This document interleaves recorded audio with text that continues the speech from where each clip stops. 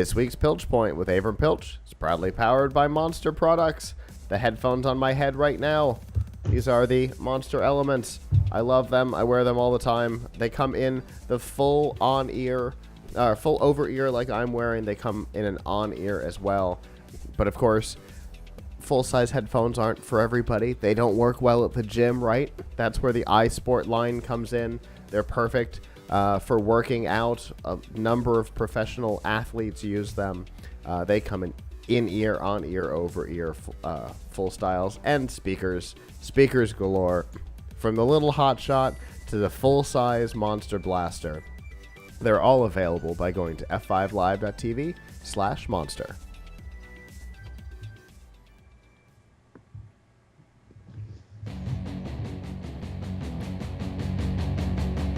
And that sound means that it is time for the Piltch Point with online editorial director of Laptop Magazine and Tom's Guide, Avram Piltch, who is right here next to me. How are you doing? Good. Excellent. It's been 2 weeks since we've had the pleasure of doing a Piltch Point. So, what have you gotten yourself into? Well, as I said at the beginning of our hour, working on for laptopmag.com, where I'm the online editorial director, our tech support showdown, where we do lots of undercover tech support requests with the major laptop manufacturers, so we can grade Apple, Dell, HP, Lenovo, etc. on how good their phone and web support is. You'll see that story on our site by Thursday this week. We're looking at some of the cool toys that we got from talking to folks at Toy Fair, and working a little bit on robot projects. Now, I will tell you that my favorite thing that you guys do, my favorite content that is produced is the Tech Support Showdown. Great, I'm glad. Well, after the Tech Support Showdown, within a few weeks later, we will be doing the best and worst of brands, which is the most popular thing we do all year, and is partially based on the Tech Support Showdown research, where we actually rate the brands as a whole, not just their tech support. But it is hair. See, I had hair before when I started it. It is hair tearing out work to make all those support calls. It's actually, that's a funny comment, because I noticed that since the last show that had changed. I like to, I hasten to admit it, but a few years ago started losing my hair. So when I get a chance to actually even it out by shaving it all off, or trimming it all off, I like that, because it's less. It looks like less of a bald spot to be like a full right set Fred than than to be It looks like receding. It looks like a conscious decision as opposed to an enforced policy. Yeah, exactly. You take control. So yeah, it's anyhow. So we've got the Tech Support Showdown and brand lineups coming up in this week and then in a couple of weeks. But tonight, we're going to kind of finish a conversation we started 2 weeks ago about Toy Fair.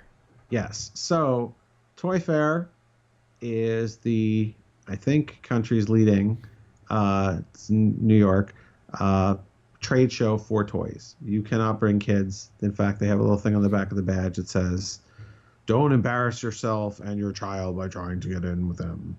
He will throw them out." So it is a serious trade show for toys.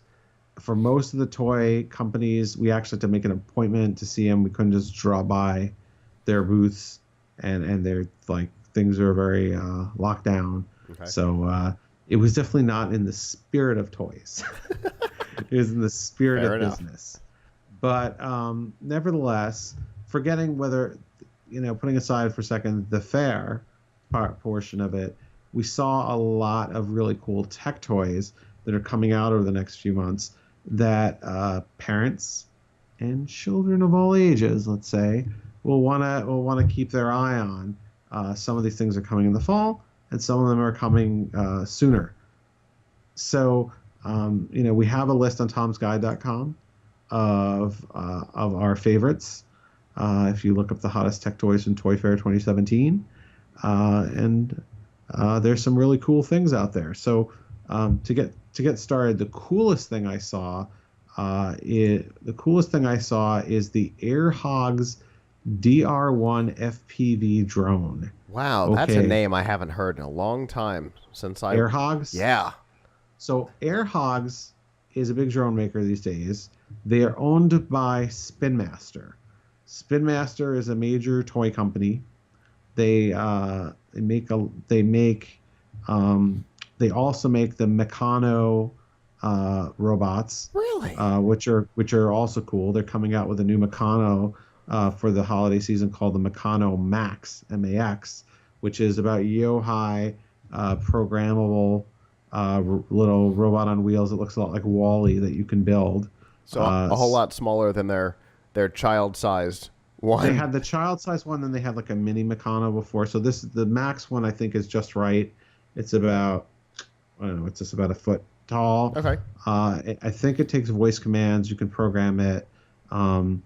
Pretty cool. They also have one that's going to be, I think that's going to be a couple $100. They're going to have one that's, I think, about 125. That's a robotic spider that can like claw things. So that's kind of cool. I mean, it doesn't look like it's shaped like a spider, but it's basically looks like an erector set. Because Meccano is actually erector set, called erector set in other countries. So that's also the brand name for those things. It probably looks like the spider from the Will Smith movie. Yeah, it does. It does from Wild Wild West. More like that than the spider that Gene Simmons uses to kill people and run away. Is that what it's called? Anyway, so anyway, the Air Hogs is another brand of theirs, and Air Hogs makes a lot of drones. But the cool thing about the FPV drone is FPV, first person view. So it's actually made to be for like professional drone racers, which there are. It is going to be $99. It's a little micro quadricopter. Comes with a controller, and it comes with a headset. The headset, you got to have a phone. You put your phone in the headset, you run the app, and you can see what the drone is seeing while you control it. Very cool. So it's like you see what the drone is doing. So that's really cool. I really like that. So that obviously means the drone has a camera. And it's little. Yeah, it's little, which has its pluses and minuses. Sure. The plus of having a little one is you can fly it indoors, or you really are supposed to mainly fly it indoors, and you don't need to like get drone insurance and call and notify the FAA. Because if your drone is it half a pound? You got to look this up, folks, if you're really interested. But if your drone is above a certain weight, which is really quite low, you're actually legally required to register it with the FAA. Which is weird if you're giving it to an 8-year-old and they're like, you can't drive, but you can register with the FAA. So, there's for primarily targeted girls, there's Hello Barbie Hologram. It is like Princess Leia in Star Wars. It's like a little tiny hologram, and you talk to it, and it's like a little bit of a digital assistant, Alexa style, but it's primarily it can keep a schedule for you and things like that, but it's primarily for cutesy stuff like Barbie, how's the weather in Malibu? Oh, it's great, I'm gonna surf. So it's kind of a cute digital friend / assistant type of thing, but not too serious. I want to say that I appreciate that explanation, because 2 weeks ago when we had our brief conversation at the beginning of the show, you very quickly glossed over and said holographic Barbie. And when I was rewatching the show earlier today, I looked at my own face and I'm like, what? But I couldn't go back to it because we got going in the conversation too fast. I am so glad to finally have some closure on that topic. If people want more closure, like a video demo, you can go to townsguide.com where we have a whole article about the holographic Barbie, Awesome. which will be out this fall from Mattel.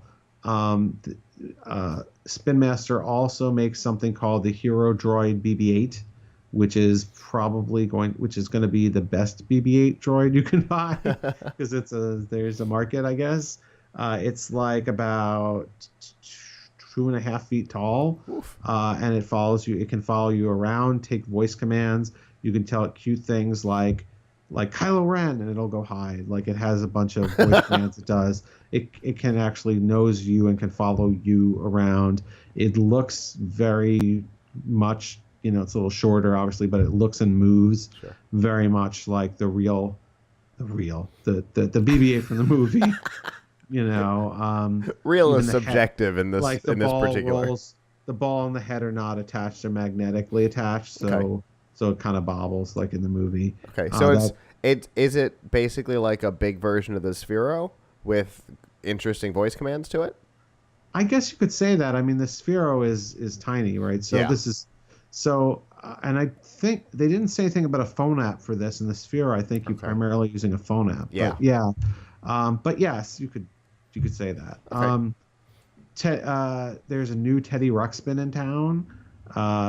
Teddy Ruxpin actually hasn't been on the market for a while, but they have a new one that's all digital, and so it tells you stories, and it's like a new revenue stream because you can actually download and unlock new stories for it.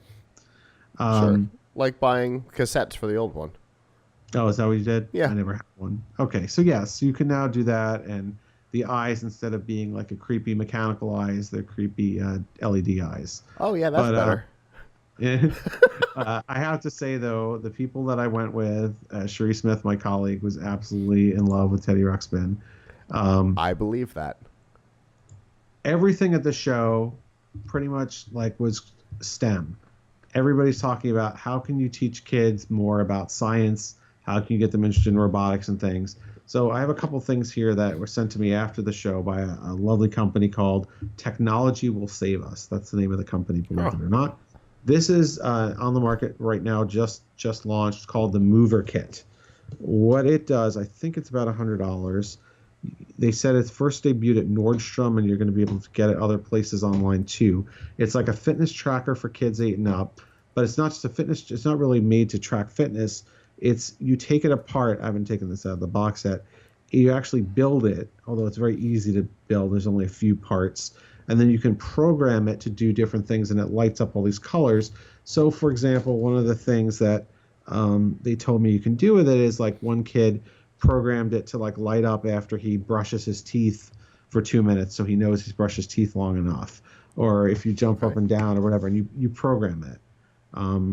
So a fairly simple programming, I think, but you program it.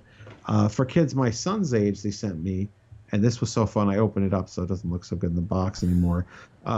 So for also from Tech will Save Us, something called Electrodo. So what it is did you know, I did not know this, that Play-Doh can conduct electricity? So I had no idea, but that's kind of awesome. They recommend that you make your own Play-Doh-like substance, but they don't give you any. They just give you instructions like buy flour, buy these things, buy salt, and you make this stuff. I was too lazy to do that, so I took some of my son's Play-Doh. I think the one you make yourself might be more conductive, but what they give you is it's like a little electronics kit. This is like a battery holder. You put 4 AA batteries. You have jumper wires, and you have a whole bunch of LEDs. And so what you can do with it is you can do it to make all kinds of, and you have a bunch of LEDs, you have a little buzzer, and you have something that I think can act as a switch. So you literally wire things through gobs of Play-Doh, and you can create things like a light up face or just make all kinds of creations out of Play-Doh, and you run the jumper cables through them, and that's basically like a breadboard for those who know electronics. Doesn't really conduct as well as a breadboard, I have to say. It is a blast to play with my son. It's made for kids his age 4 and up, and he actually learned something about electricity from this. So that's awesome. So I think that's cool. That's for kids on the low end of the age group. This company's got all kinds of stuff. tech will save us. Yeah, they also have like a game controller that's made with like a little miniature game thing that's made with Arduino. Small company. I met the founder, the owner, and he was a real good guy. And he was really big on like he told me a little anecdote that I thought was strange and yet wonderful. Some of the kits they have like little boards, circuit boards in them. Not the two I showed you, but like the Arduino, like it's not an Arduino, the one that's like a game kit that uses an Arduino inside. And he said that they sell them in the soldered and unsoldered version. So in other words, you can buy it so that you actually need to do the soldering. And he said that more people buy their kids the version that needs to be soldered than doesn't need to be soldered, and that he thinks it's great for kids who are like, 8, 9, 10 years old to be learning how to solder with a soldering iron. So, at first I was like, oh, that's, you better watch them. You're going to burn yourself. Yeah. But on the other hand, it's a really good skill to have. So apparently a lot of people are into actually teaching kids of that age how to solder. I'm significantly older than that, and I'm just about learning now. I would argue a little bit that perhaps it's purchased by parents who don't know what the difference is, because there's their whole website's in British pounds. I can't convince it to go to US dollars. It's 20 pounds different for the soldered version. It's less expensive for the other one. So I would argue that while some parents are buying the unsoldered because they think it's a good skill to teach, others might be buying it because they're confused on the price difference. Oh, okay. Just a guess. But I do like that the soldered one has a little sticker that says "soldered with love."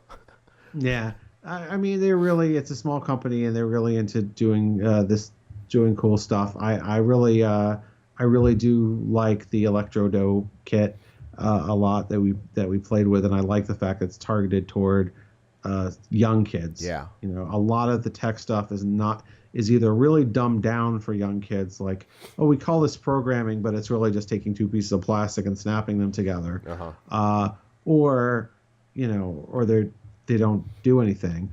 And so, like, to have something where you're like, well, we're going to teach a 4-year-old about electrical circuits, like, that's cool. That's using Play-Doh, which they already know about. Right. It's a thing that they already know and are familiar with, and giving it new capabilities, which is a fascinating way of dealing with it. Yeah. So a lot of cool stuff in our I won't spoil it all. There's a lot of cool stuff in our Hottest Toy Fairs article. The last one I will mention, which is a little bit off the beaten path of tech. There's a lot of robot kits in our thing, which you should see, and there's probably more that weren't even new at the show. But there is a new Batman car that was one of the coolest demos of something I've seen in a while. Okay. What it is I'm getting the name of it now. This is from Mattel. It's coming. The Justice League Ultimate Batmobile. It is a radio control Batmobile that looks just like the Batmobile tank that Ben Affleck drives in Batman vs. Superman. It's like actually bigger. It's like real big, so to speak. It is down to the detail like in the movie. It billows smoke from the back. It has like realistic looking cannons and things on it. Inside of the cockpit opens up, and inside there's a Batman action figure, and while you drive it, the steering wheel moves and he actually steers.